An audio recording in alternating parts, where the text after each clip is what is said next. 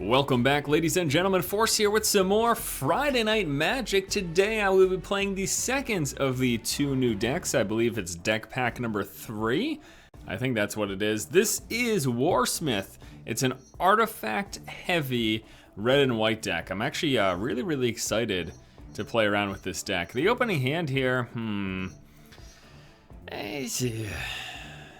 actually looking for some more 2-drops. This looks pretty good. This is very nice in this deck. All right, so the idea is that we've got a bunch of artifacts in the deck, between artifact creatures or artifact, just artifacts like this, or artifact equipments. And those artifacts are used to trigger Metalcraft on creatures, which gives them additional benefits. So example, this card right here, when I have 3 or more artifacts in play, he gets a double strike. So that's what Metalcraft is. If you have 3 or more artifacts in play, a Metalcraft effect is triggered. That's basically how it works. All right, so we're gonna start off by throwing this guy in play.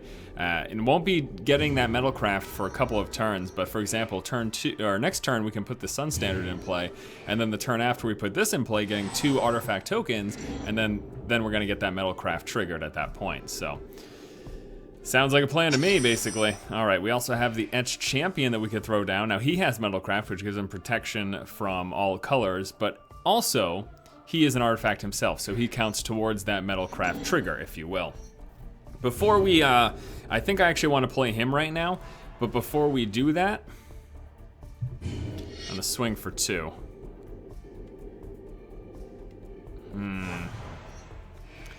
Do I risk playing him, or do I go for the Sunset? I think we're gonna do this. We're taking a chance though. Opponent might have a counterspell. Looks like he does not. Okay, fantastic. So we managed to get him in play, so this means next turn we'll be able to trigger Metalcraft on both of these creatures by playing the Master's Call. We also have the Leonin Sun Standard, which is awesome. It comes into play for 2, and you can pay 2 at any point to give all your creatures +1/+1. Hey boy, what is this shenanigans here? He is going to be, enters the battlefield, may tap or untap target permanent. Okay. So, in response, okay, I'm guessing he's going for that. Let's see what he does. Let's see what he targets. I wonder if I can then in response. Oh, he's tapping a land. Ah, beautiful. In response, I'm playing this because it's an instant. So in response to him playing that and trying to tap me out of lands, we're gonna play that.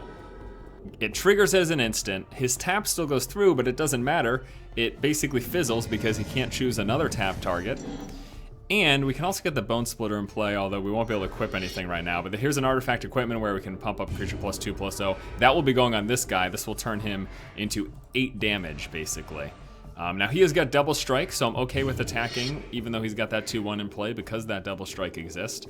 First strike damage would happen, and then damage would go through again. And he can't block this because that's protection from all colors, which includes blue. So that means all colors includes all the colors. So that means he can't block with it. So we've got a very nice board presence right now. We've already managed to do a significant amount of damage to him.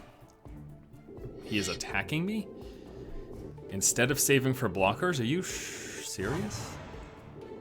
That is very strange. Okay, so what I could do at this point, let's see, we've got 2, 4, 5, 6. Actually, 2, 4, 5, 6, 7, 8, and then we can do another 4 with this. We could also try to do another 4 with this. We play it and then we trigger it. Either way, if he's got a counterspell, he's going to be able to stop whatever I'm trying to do here. So I'm gonna try actually just going for the Sun Standard right now. We're gonna try playing the Sun Standard. Okay, so this was a fairly easy game. There is still the opportunity that he may be bouncing something back to my hand, but okay, that goes through. We activate the Sun Standard, giving us additional damage. He is gonna play this, gives him a blocker. However, unfortunately for him, he needs to block my double strike. He chooses just to block nothing. And then all the damage goes through and we win! Okay, it's game number 1. Fairly easy victory. Let's move on to another. Our next match is against VPI. I actually am a little astonished that first match was so easy. I'm hoping we face some aggro decks because I really want to see how this matches up against the super aggressive decks. This is not a good opening hand for us because we don't have any white mana. And we have, there we go, that's a little bit better.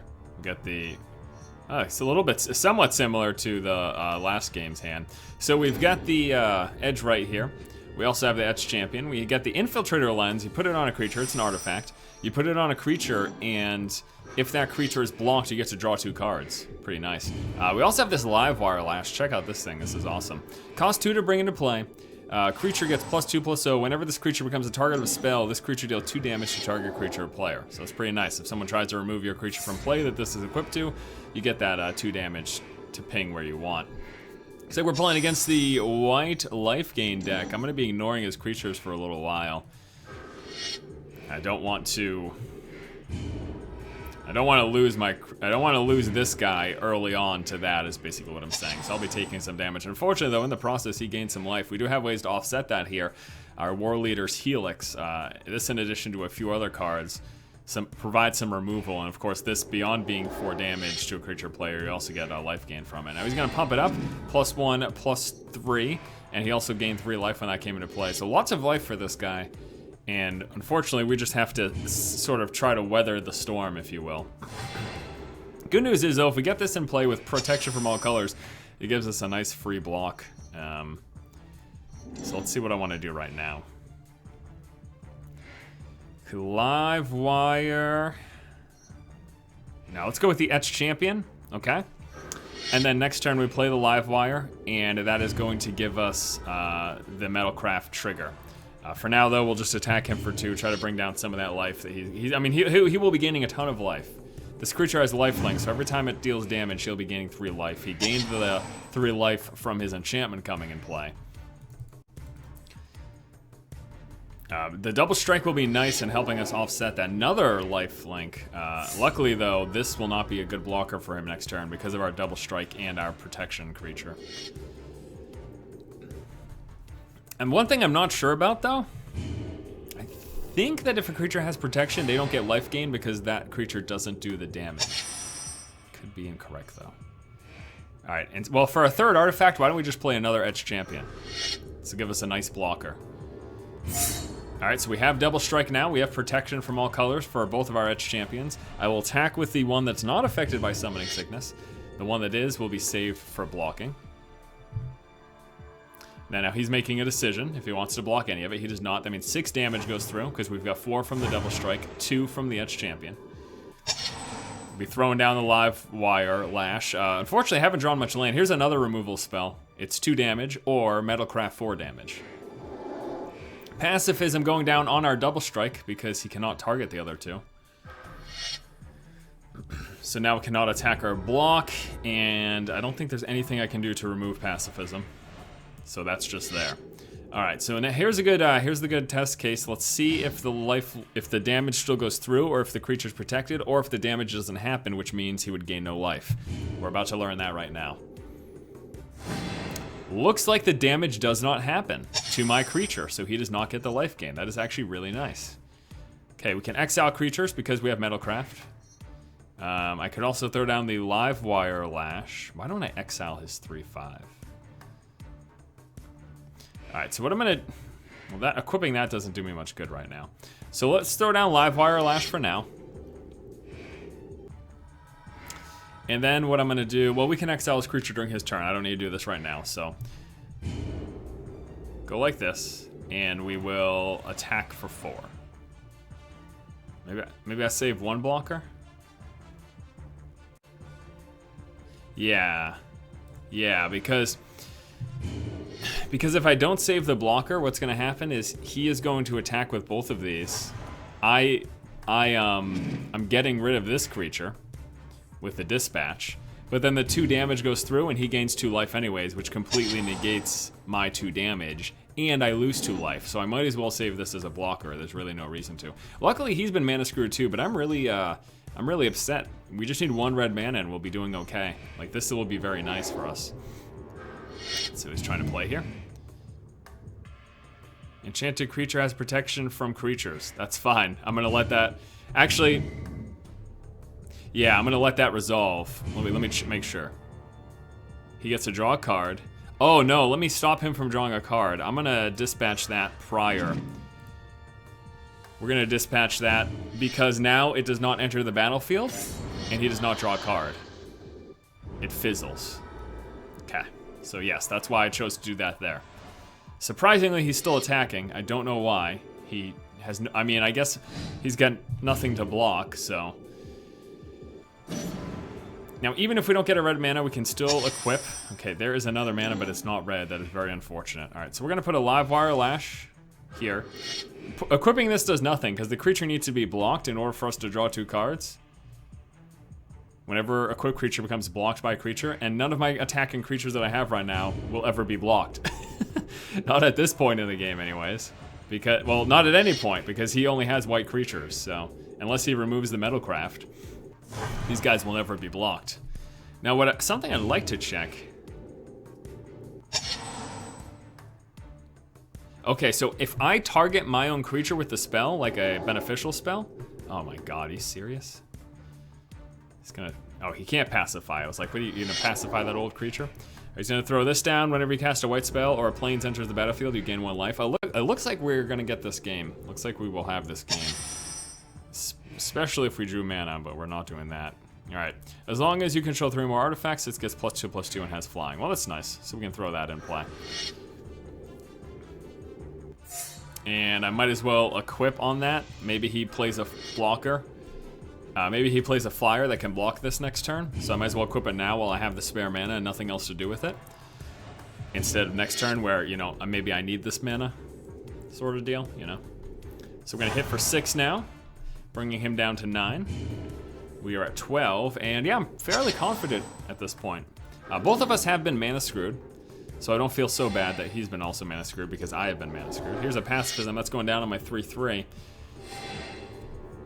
And he's gaining life because he played a plains and because he played a white card. So now that guy's pacified. We're still swinging for 6 next turn. He can do nothing about it. He needs to be doing damage. There's the red. This allows us to deal 4 damage and gain 4 life. And that is going to put him in the red.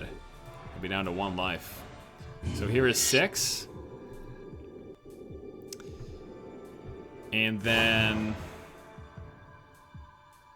maybe I'll save this. Maybe, yeah, in case I need it for one of his creatures. So I don't need to do this right now. It doesn't give me victory right now. I can't do this as well because I need a red for this and a red for this. So I don't quite have the victory at the moment, but we should have it.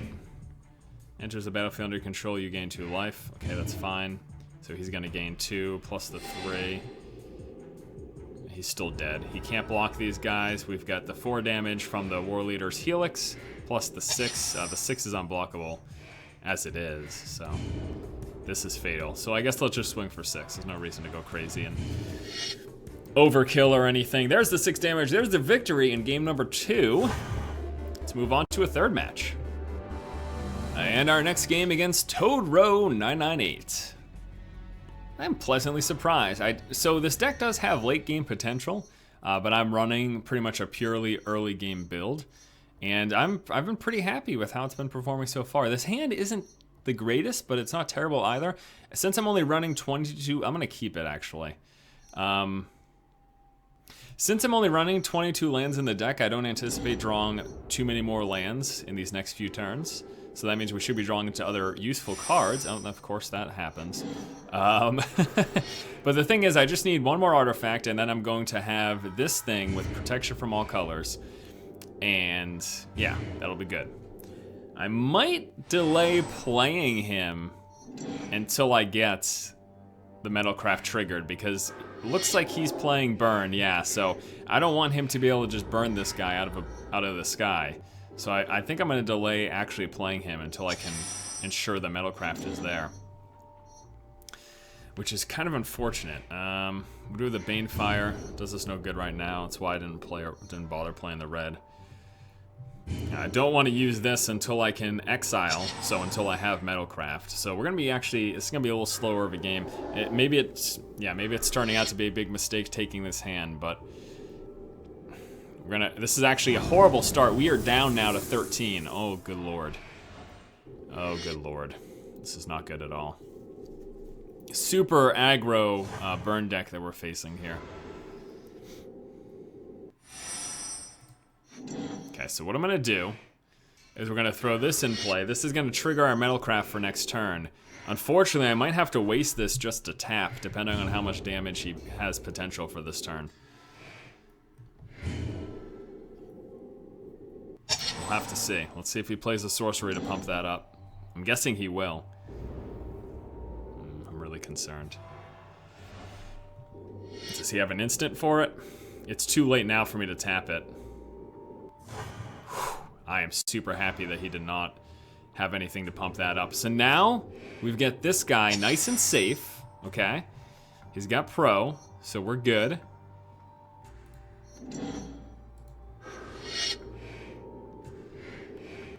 And we could equip him with this, but that doesn't do us much good because it's only when he is blocked, not when he blocks. So, but we do have the dispatch, which we can use to exile a creature. So we're gonna save our mana for that. So this guy's got pro all colors now.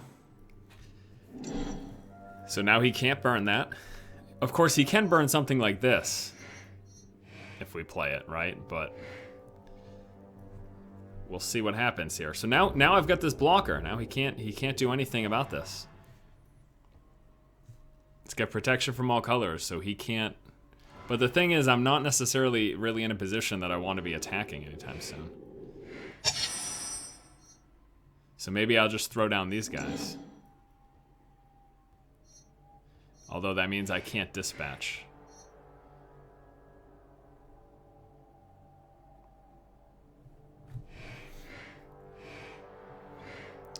I'm gonna throw down one of them. Okay, here's what I'm gonna do. I'm gonna throw down a single one of these, and I'm going to equip it to make him a 4/4. We're holding on to our white mana. And let's see, he's gonna Chandra's 4 damage to it. There's nothing that I can do about that. Okay. So that just happens. Alright. I am not attacking. I am too low. I need to save for blocker. Or maybe I should attack and then I can just dispatch his creature. But I'm also worried about him playing another creature. Well, we're going to take a chance. I'd like to start dealing damage to him, so we're just going to swing for 2. We have our dispatch to get rid of his Kiln Fiend if it seems necessary. But my big concern is him playing another creature, something like this, actually. This doubles the damage of his spells. Doubles. Okay. So that needs to die. I can't let that stay in play. We're taking this one. And then before the end of his turn, we're going to dispatch and exile his 4/3, doubling the damage of his red instant and sorcerer spells. Again, that cannot live. That is not allowed to live.